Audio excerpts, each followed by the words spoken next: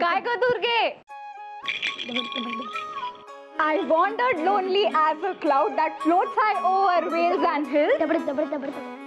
And at one glance what I saw, a host of golden daffodils. काय ग? Carte, काय ग हे? आणि तुला एक कळत नाही, बाहेरून आलेल्या माणसाला असं चिकटतात होय? तुला हातपाय धुण्याची काही अक्कल नाही. काय हे आणि काय ध्यान करून घेतलंयस? सकाळी बाहेर पडलीस तेव्हा केसाचं कसं छान चक्र बांधलेलं होतं आणि आता हे काय टोपलं केलंयस? कृष्णी, जरा म्हणून शिस्त नाही हो तुला? अगं आई, त्यात काय झालं? आमच्या त्या विक्टोरिया मॅडम आहेत ना, त्या केसाचे मस्त रोल करतात.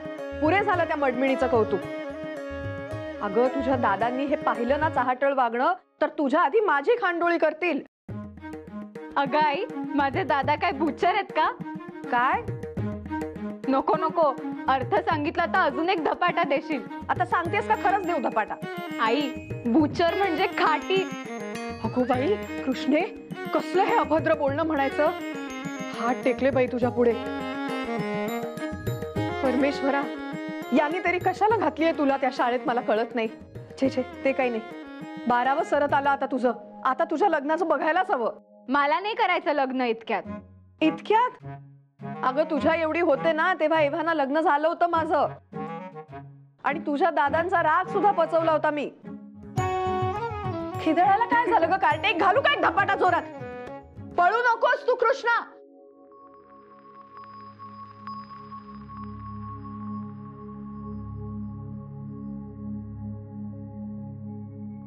या नामजोशी, कधी आलात मुंबईहून? हे काय, आत्ता थेट मुंबईहून तर येतोय. कोर्टाचं काम कसं झालं? संमती कायद्याचा काय निर्णय? सांगतो सांगतो सगळं सांगतो. बळवंतराव, न्यायालयानं निर्णय दिलेला आहे की मुलीचं वय 12 वर्ष होईतो तिचा विवाह करता कामा नये. आणि आता कायद्यानंच यावर इथून पुढे बंधन असणार आहे. नामदोशी, अहो, बेहरामजींना ही मर्यादा 16 असावी असे वाटत होते. त्याचे काय झाले? केळकर, सध्या तरी 12 ही वयोमर्यादा ठरलेली आहे. जे झालं ते धोक्याचं झालं नाही का? अहो, लग्नाआधी मुली वयात आल्या तर त्यांच्याशी लग्न तरी कोण करणार? छे छे छे छे, हा जो निकाल लागलाय ना त्याने भलताच गोंधळ माजवलाय. घोळे, अहो, सुधारकांना हेच तर हवे होते ना. मुलगी वयात येतो, शरीर संबंधास नैसर्गिकरित्या तयार होईस तो तिचा विवाह करण्यात येऊ नये. अहो, पण हे धर्मबाह्य वर्तन आहे. धर्माने सांगितलेल्या आणि पिढ्यानपिढ्या चालत आलेल्या गोष्टींमध्ये आता हे सरकार आणि त्यांचे कायदे लुडबुड करणार की काय?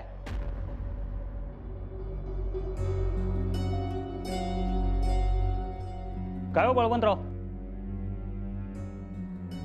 तुम्ही अगदी शांत बसलेला आहात. तुमचं मत काय याबद्दल?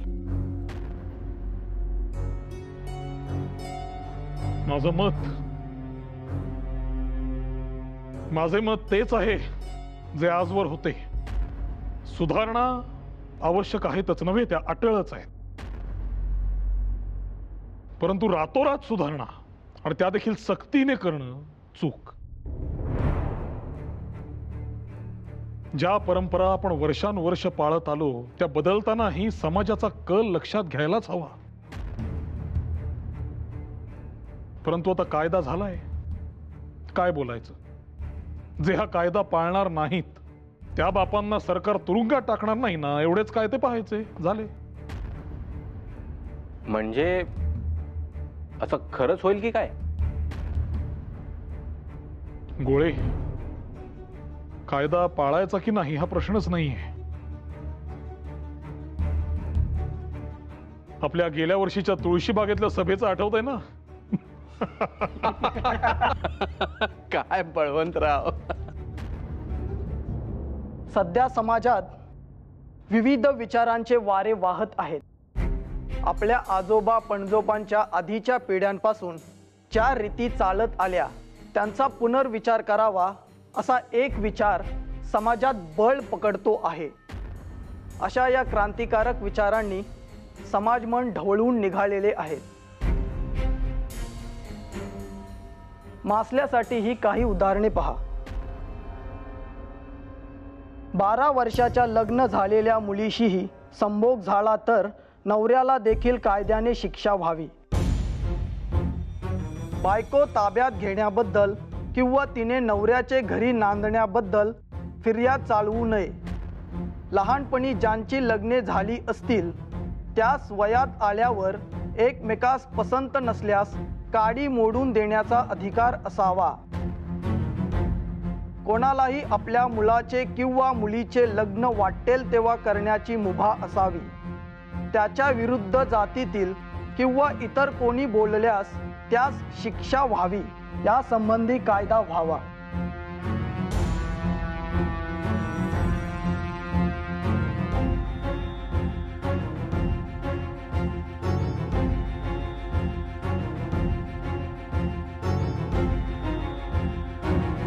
ही नमुन्यादाखल काही उदाहरणे झाली, परंतु असे अनेक सुधारमतवादी विचार समाजात जोरकसपणे मांडले जात आहेत.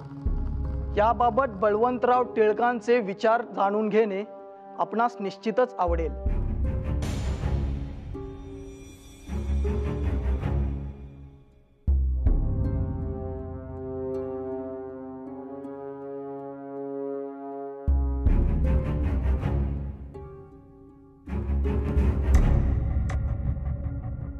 खरे पाहता माझेही मत समाजाच्या सुधारणेस अनुकूलच आहे.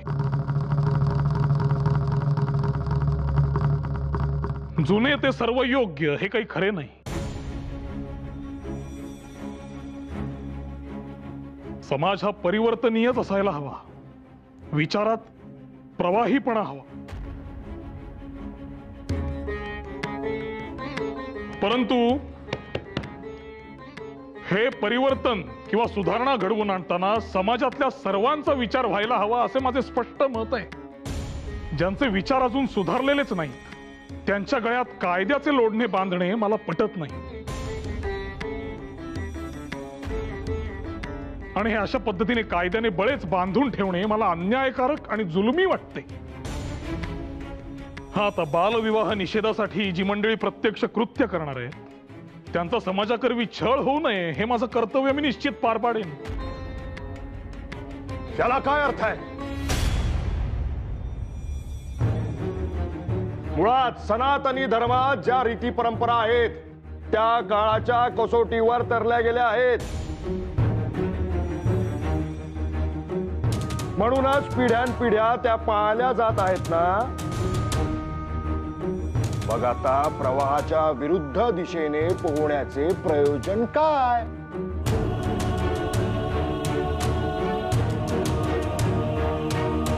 हे जे बोलतोय ते कोण म्हणायचं? हे बाळासाहेब नातू अतिशय सनातनी कर्मठ विचाराचे गृहस्थ म्हणून यांची ख्याती आहे.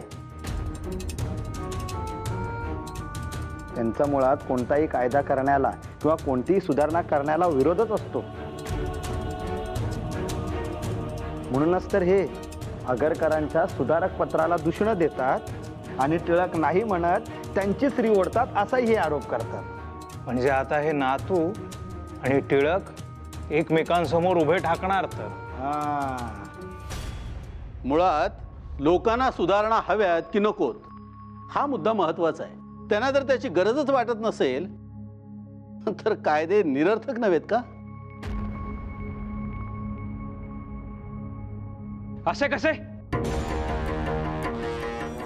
लोकांचे दोन्ही बाजूने मत असू शकते.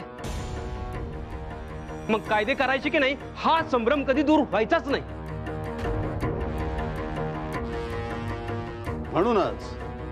म्हणूनच कायदे केले तर लोक विचार करायला लागतील.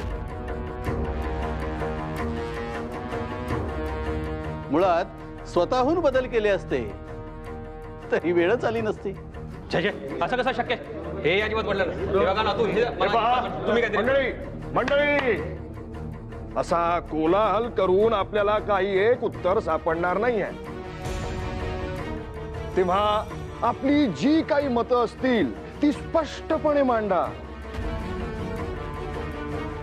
पण एका वेळेस एकानेच मत मांडल्यास आपले मत समजण्यास आपल्यालाच मदत होईल.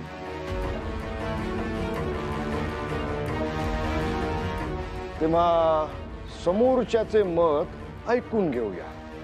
मला वाटतं बालविवाह व तत्सम अन्य प्रथा म्हणजे काडीमोडापासून ते जरट कुमारी विवाहापर्यंत सर्व प्रथा आणि सर्व समस्यांबाबत समाजाने आपणहून पुढील 6 महिन्यात सुधारणा करण्याचे बंधन घालून घ्यावे व ते अंमलात आणण्याची तजवीज करावी.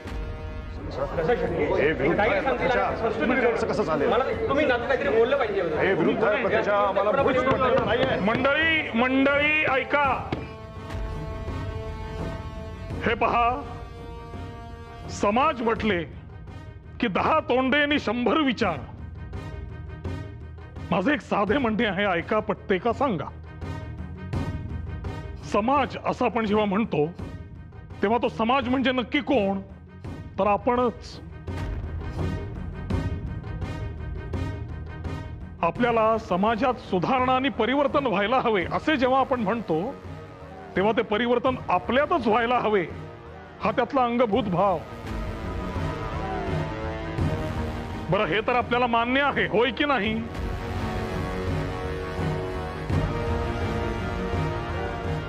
तर यावर माझे म्हणणे असे की इथे उपस्थितांनी काही बदल आम्ही स्वतःही करायला तयार आहोत असे प्रतिज्ञापत्रक इथे लिहून द्यावे.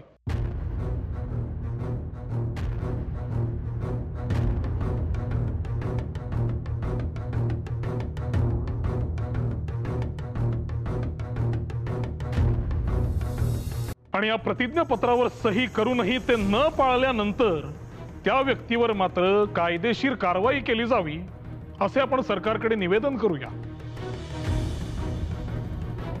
असे झाल्याने ज्यांना समाजात सुधारणा अपेक्षित आहेत ते आपोआपच करतील आणि त्यांचे पाहून समाजातल्या इतरांनाही उत्तेजन मिळेल.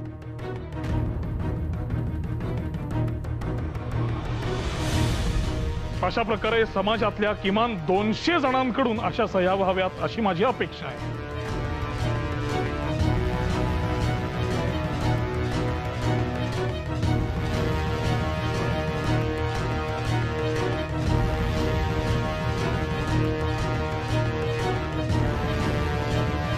तर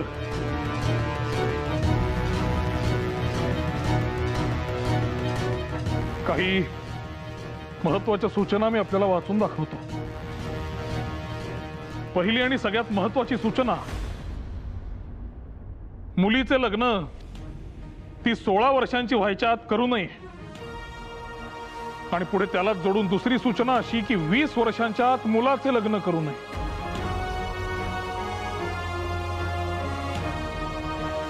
चाळीस वर्षांपुढे पुरुषाचे लग्न होऊ नये. आणि समजा तशी अगदी वेळ आलीच तर 40 वर्षांपुढील पुरुषाचे लग्न विधवेशी करावे.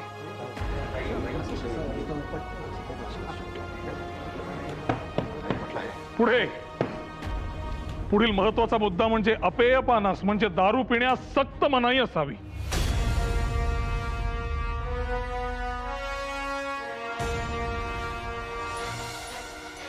हुंडा घेण्याची जी अनिष्ट चाल आहे ती अजिबात बंद करावी. त्याने वधू पित्याच्या डोक्यावरचा कर्जाचा बोजा हलका होईल.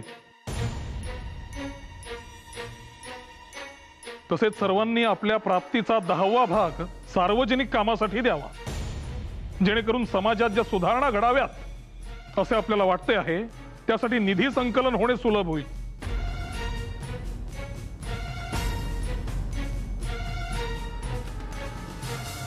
बर, विधवांच्या समस्या हा आपल्या समाजातला एक प्रकारे नाकारलेलाच विषय. त्यावर पुढे वाचतो, पती निधनानंतर सती जाणे जरी बंद झाले असले तरी केशवपनासारख्या स्त्रीला विद्रूप करणाऱ्या प्रथा आपण कधी बंद करणार आहोत? या अघोरी प्रकाराला घाबरून आणि भविष्यातल्या दुर्धर प्रसंगांच्या चाहुलीने वयाने लहान विधवा आड जवळ करतात. हे देखील एका प्रकारचे सतीचाळेच नव्हे काय?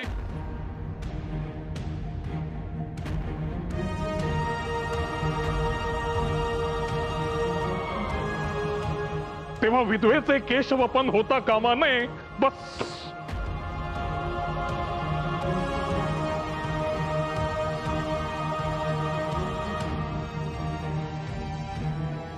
बोला.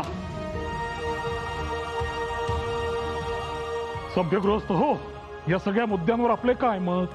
हे पहा बळवंतराव, आम्हाला हे अजिबात मान्य नाहीये. अजिबात मान्य नाहीये. याचं कसं सहन करून घेऊ? तुम्ही काही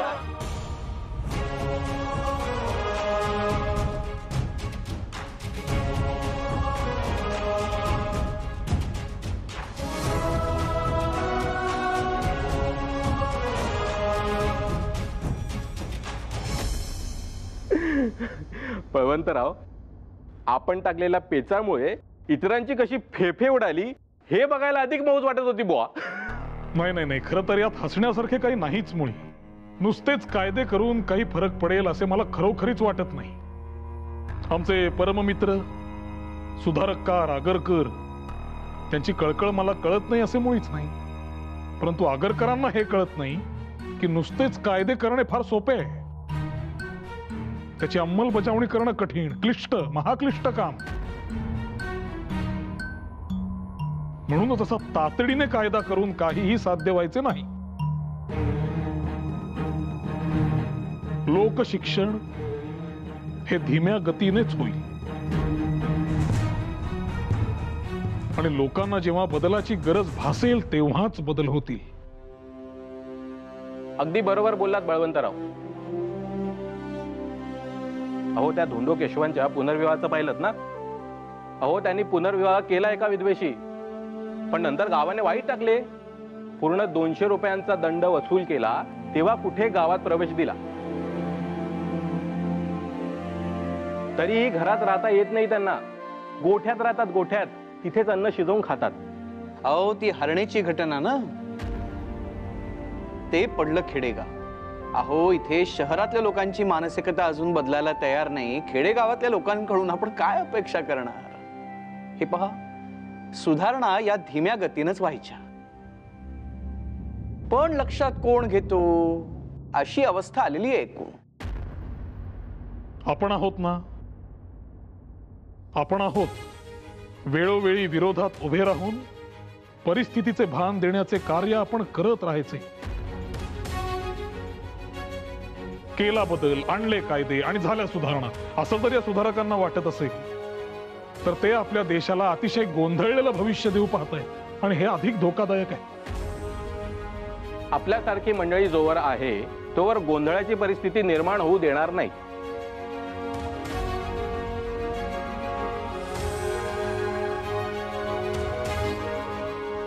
बरं मंडळी, चर्चेमध्ये खूप वेळ व्यतीत झालेला आहे. निघायला हवं. आवराआवरीला लागूया. तुम्ही वा पुढे. तुम्ही खरोखर थकून आलायत. हो. मी एवढा लेख मार्गी लावतो आणि निघतो.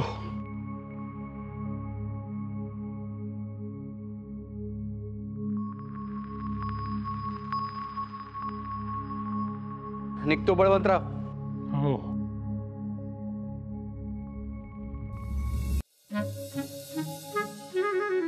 कृष्णे, अगं काय हे? साधं चुलीला पोतेरं करायचंय तर मातीने किती माखून घेतलंयस?